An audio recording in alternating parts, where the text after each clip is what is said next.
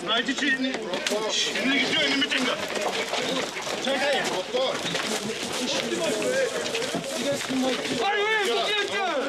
Валя, мирни митингове!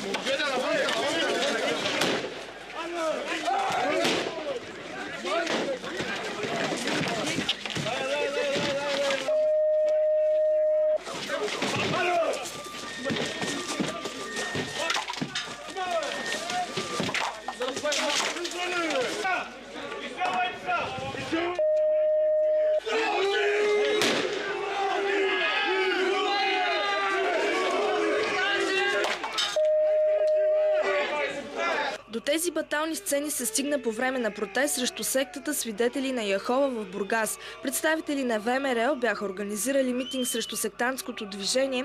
Впоследствие обаче към тях се присъединиха и живеещи в комплекс Славейков, футболни запалянковци и други, където се намира и въпросния храм. Сектата години наред всява напрежение в Бургас, като най-потърпевши са живеещите в Славейков. Седалището се намира в близост до училище и родители постоянно изразяват нетърпимост и страх за децата си, тъй като е всеизвестно, че в така нареченото царство промиват мозъците на непълнолетни и психически слабите. Корака, нашите деца тук растат и просто...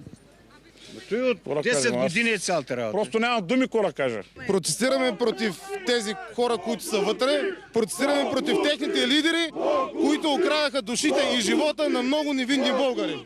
Протестиращите заявиха, че чашата на търпението е преляла, след като в последните дни сектата активно раздавала листовки по домовете и приканвала гражданите да се присъединят към тяхната кауза.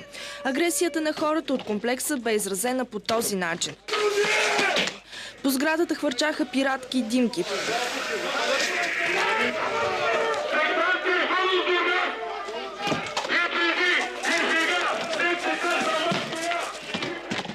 Пристигна полиция на мястото, както и линейки на спешния център, които извозиха 5 от пострадалите сектанти. Някои от протестиращите бяха отведени във второ РПУ за разпит. В сградата на Свидетели на Яхова се бяха събрали последователи, тъй като празнували Великден по своите изкривени канони. Ние искаме да честваме смъртта на Исус Христос, т.е. да разберем стойността на жертвата на Исус. Не случайно храмът Свидетели на Яхова умишлено е построен в близост до училище и до детска градина. По документи той се води офис, но тук се извършват вече години наред сектантски проповеди. Тази секта в Бургас бе изградена благодарение на екс-кмета Йоан Костадинов, който издаде разрешителните за строеж. Нито протестите, нито жалбите на хората не спряха изграждането на сатанинския храм, нито пък последвалите самоубийства и човешки трагедии, които последваха след това. Много хора изпитваха неимоверен ужас. Бяха тръгнали по училищата и принуждавали малки деца, 4-5 клас, да се самоубият до края на часовете, и това го имаме на запис, аз съм ги пущал тези по телевизия СКАТ, ако не, ще убият родителите им.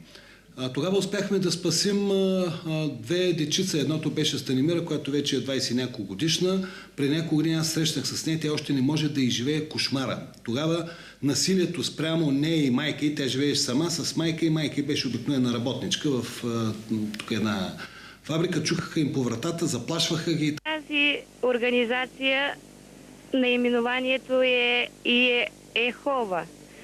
Драги майки, драги скъпи родители, пазете вашите дечица